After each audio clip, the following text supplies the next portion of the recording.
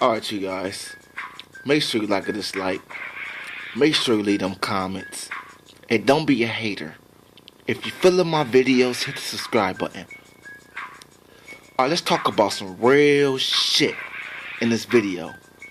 Because I got this strategically broken the fuck down. I ain't got no crystal ball or nothing like that. But let me tell y'all this. We all know, well, it don't take a rocket scientist to know, Canelo Alvarez is a guy that will give you what you want eventually. But it will be on Canelo's terms / Golden Boy's terms. I mean, and in a sense, you have to respect him for being a boss at his age, which is what, 27, young as fuck. He has accomplished a lot at his age, yo. And I respect Canelo for that. Now, with that being said, let's just talk about Canelo's plans, yo. I mean, well, before I get into that, let's just talk about Canelo's track record when it comes down to my last point. About Canelo give you the fights you want, but on his terms. Think about it. We all wanted him to face Trout. Oh, get in there with Trout. He should face Trout. He took a while, but he eventually faced Trout, right? Y'all remember when they were saying, oh, he's fighting the littler guys when he's going to fight a true 154? Austin Trout. He beat Austin Trout, okay? Let's keep the train rolling. What was next? They said, oh, Aries Landy Lar. Aries Landy Lar. That's what they claim, right? Then he gets in there with Aries Landy Lar. Even had a little brief. It was briefly though, but it was like a brief dispute between Oscar. You guys remember, if you're a true boxer fan, you know what I'm talking about. Well, if you really follow Canelo, you especially know what I'm talking about.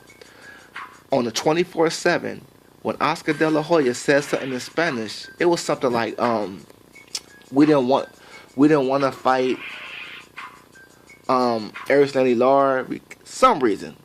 I'm not gonna quote Oscar, but it was something around those lines. And Canelo stopped Oscar. He was like, wait, hold up. That's right, it didn't go over Canelo's head. He was like, hold up. I've been wanting to fight Aris Landy Lar. If this is what the people want, if this is who you guys think is the best at 154, let me get him, okay? And that's when he fought Aris Landy Lar, when the people asked for it. And I thought he really beat Aris Landy Lar. You know, Aris Landy Lar, even though the fight was close, Canelo was the champ, and he let Canelo rally back when he was up. Aris Landy Lar won like the first 4 rounds. But I'm rambling. Let me stick to the task at hand. Okay? Now, what was the next fight? Everybody was like, oh, fight Miguel Cotto. He should fight Miguel Cotto. I swear, everybody wanted him to fight Miguel Cotto. He steps in there with Miguel Cotto. Bell, he beats Miguel Cotto. I thought in at least the 8-4 type of fight. Okay? Then where everybody else is saying, oh, he's ducking Triple G. Oh, he ain't going to fight Triple G. You know, the same shit with James Kirkland. He need to fight. Even though that was slightly, it was still slightly. But people want him to fight James Kirkland. He beat James Kirkland. Same shit with Triple G. You know, even though he took a while to fight Triple G, he still fought Triple G. Okay? Now, don't get it twisted. He's going to get Triple G the rematch, even though Canelo felt like he won the first match. And then, in a sense, he kind of did, you guys. Listen, whatever you go as the underdog in a fight, you guys, if you get a draw with somebody and you're the underdog, come on. The winner prevails more out of the draw. I mean, it's a fact. I mean, come on now. I mean, it's just real talk. I mean, let me give you an example, okay? If Manny Pacquiao, if he would have got a draw with Floyd Mayweather, who wins that? Even though it's a draw, who wins more? The underdog, which is Pacquiao, okay? So with that being said, let me just keep this motherfucking train rolling. And let me let you guys know this. Canelo is going to give Triple G his rematch. Why? Because the world is asking for it. If Triple G behaves right and win the fights he's supposed to win, the fight can happen next year in September. Okay? Because those of you guys that don't know, shouts out to Rodney Lusk. You know, me and him go back and forth all the time. And he said from a very good source that Floyd Mayweather is going to snatch that date with Triple G. And see, Canelo is already getting out of that fight. Yeah, if he does that, Canelo will be getting out of that fight slightly because, well, no, he wouldn't because Triple G would still have his belts if Mayweather fights around 154. Canelo will still have his, not Canelo, Triple G will still have his belt. So the fight still makes sense, but Triple G will be coming off of a loss. So, and not assuming Mayweather is going to win, but you know, come on you guys. I just think that Mayweather is going to win at 154. That's just my opinion. But with that being said, Canelo could kind of, you guys, I'm thinking outside the box here, Canelo could kind of get this fight to get pushed back to 2019 on some Keith Thurman shit. But the difference between Keith Thurman and Canelo is Canelo faced the bully, you know? I mean, I won't call Errol Spence a bully, but they're all afraid of him. So, it did. We're not talking about a rematch situation there. Canelo could play games with Triple G right now, and that's exactly what he's doing. He's going to play games with Triple G. Now, let's talk about Canelo's plans. Canelo is going to fight either the David Lemieux versus Saunders winner, or I got one straight out of left field from you guys. Don't sleep on this fight. This fight can happen because Canelo is a guy that can make 154 and he can make 160. I don't want to say easy, but he can easily blow up on fight night like he always fucking do anyway. Coming to fight at 170 or 165. Okay? And you know what that can do for Canelo? Watch, I'm going to hit you guys with something right now. Canelo can fight. What's the old boy name? Man, this is real talk. Saddam Ali. Why not? You know, Saddam Ali just looked good against Miguel Cotto. He hurt Miguel Cotto. I don't see him hurting Canelo. A lot of people will give Canelo slack for taking this fight, but listen, every fight can't be a hard fight. And for all you guys that would try to kill Canelo for fighting Saddam Ali, it's the same people that was killing Canelo for not taking a Triple G fight, and he took that. So his next fight don't have to be a hard fight. And if you think that fight is an easy fight, you once again sleeping on Saddam Ali, who you guys thought was too small for Miguel Cotto. And they're both under Golden Boy Promotions. So Canelo out, even though if Mayweather versus Triple G fight, damn, that's crazy. Because I can see a lot of Canelo Mexican fan base still tuning in for the Triple G versus Mayweather fight, because that's going to be the more significant fight out of the two, right? But with that being said, let me tell you guys some real shit, because I'm not done. I could see Canelo fighting David Lemieux next, Saunders, or even if David Lemieux's coming off of a loss. I mean, another thing is Canelo could play another game with you guys, which is I haven't fought in a while. He could use the inactive excuse. If Canelo waits till May to fight, that means he haven't fought. What? It's September, October, November, January, February, March, April, May. Right? That's 8 to 9 months Canelo ain't been in the ring. See, I'm breaking this shit down thoroughly. So that's 8 to 9 months Canelo have not been in the motherfucking ring, right? Right. So just think about that.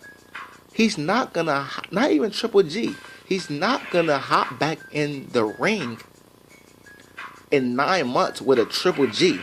Even though it probably will make sense if they both haven't fought since the last fight. But no, I think they both should take a tune-up fight. But the fact of the matter is I could see Triple G taking a tougher tuna fight, which is a Danny Jacobs, which we all know really ain't no tuna fight. And if we know that, you think Canelo don't know that? Look at him eating his fucking McDonald's and shit. Looking like he got a fucking plan. Looking like he got something up his sleeve. Just look at him. That sneaky ass fucking smile and shit. Look at Canelo, yo. You got a plan for all you motherfuckers, and I know the plan. I know the motherfucking plan. Okay? I'm telling y'all. Because Canelo could have fought this year if he really wanted to. Or he could have fought in February or January. That way, we can be assured that he is mandatory. He could fight Triple G in May. But no, he's going to chill until May so he could take a light opponent. I mean, I can't really blame the dude because he just came off of a tough fight, you know. Some people think he won, some people think he lost. But Canelo think he won in his head because everybody thought he was ducking him and shit. So, you know, I can see him taking a light opponent, you know. I can't think of too many off the head, but which fight would really make sense? I won't mind seeing Canelo versus fucking, what's his name? Conor McGregor. But I'm telling you guys, Canelo versus Curtis Stevens, you guys, might happen. Canelo could take his little 154 title just to fight to keep him active, or tune up fight for Triple G. You dig? I could see that. I mean, shit. Why you guys acting like that can't happen? Canelo's the same guy that fought Josecito Lopez. Josecito Lopez is a 140 fighter. Get real. Okay? Now that's Canelo's plan, you guys. Okay? Now let's talk about Triple G's plan in the same boat. Because the reason I'm bringing up Triple G's plan is because this is what Canelo wants. I think Canelo wants Triple G to fight Jacobs. Canelo always expressed the fact to everybody that he thinks Jacobs beat Triple G. He thinks Jacobs beat Triple G, and he wants to see the rematch. So, and I always told you guys, I got Canelo beating Danny Jacobs, yo. And I'm a big Danny Jacobs fan. I got Danny Jacobs beating a whole lot of people, even Jamal Charlo. But he would not be beating Canelo. Because Canelo got that chin, you know, that he can crack. He was catching Triple G with some shit, but Triple G got an iron chin. Danny Jacobs ain't got that iron chin like that. Okay? Danny Jacobs is the guy that got dropped by Sergio Moore. A clean drop, too. And that's my boy, but we all know Danny Jacobs is chinny now. Alright? So that's what I see. Triple G, whoever Triple G face next is not going to be no easy task. Because I can see Triple G maybe facing a Peter Quillin. I could even see Danny Jacobs facing a Peter Quillin in a rematch. But the most I see is, I definitely see Triple G facing Danny Jacobs in a rematch. And then Canelo could face the winner of that fight. Whoever is holding the middleweight titles, because if Danny Jacobs is able to beat Triple G in the rematch, he will be holding the titles, y'all. Or they could just rob Danny Jacobs again. Or if it's another close fight, not saying they rob him, you guys, but you know what I mean. If it's another close fight, they could just give it to Triple G just to set up the Danny Jacobs fight. Unless, hold the fuck up. I forgot this. Ain't no robbing Danny Jacobs. Triple G gonna have to clearly beat that man, maybe even stop him, because Eddie Hearns ain't letting that happen. But Eddie Hearns also would like to get a Danny Jacobs versus Canelo Alvarez. So if Danny Jacobs win that fight with Triple G, takes Triple G's belts, we could see a Canelo Alvarez versus Danny Jacobs, you guys, in September. That's Canelo's plan, y'all. I'm telling y'all. Take my word for it. I ain't gonna lie to y'all. Canelo's gonna be back in September. Canelo ain't gonna fight Triple G into early 2019 or late September. And that's depending on how good Triple G is doing. Look at that man, Canelo. You know, he's like a teacher, yo. He's gonna grade if Canelo get good grades in his performance and maybe his next couple fights, he gets the rematch. You never know. Somebody else, Danny Jacobs, could probably end that. Aren't you guys? I'm out. Sneaky ass Canelo. Just look at him.